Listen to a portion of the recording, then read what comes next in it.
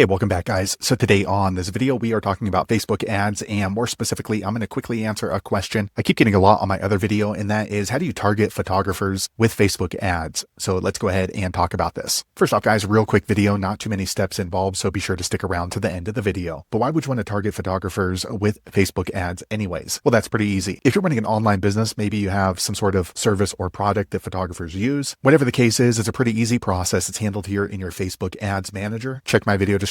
I'll try to leave the written instruction there as well. But I've already logged into my Facebook ads account, and this is the home screen. Now here on the home screen, if you want to target photographers with Facebook ads, here on the left side, you're going to click on these three little people. It's called audiences. Once you do that, you're going to see these three options. And basically what you can do is you can build out a photographer audience and save that audience. That way, when you create your Facebook ads, you can easily just click on the audience section and add in this photographer audience. So what you're going to do is click here on create a saved audience. Okay, before we go any further, I want to let you know that Facebook is slowly moving away from you being able to choose the audience. So at this time, we can go ahead and target photographers. But in the future, if this is taken away, you want to make sure that your creative, whether that's a video, text, or pictures, is speaking directly to photographers if you're trying to target them. So here, what we're going to do is we're going to go ahead and create this audience. So let's go ahead and name this audience photographers. Here, you can go ahead and choose a location if you want. I'm going to leave that blank. Languages, I usually type in English just because that's what I work in. Here, you can go ahead and change the age targeting,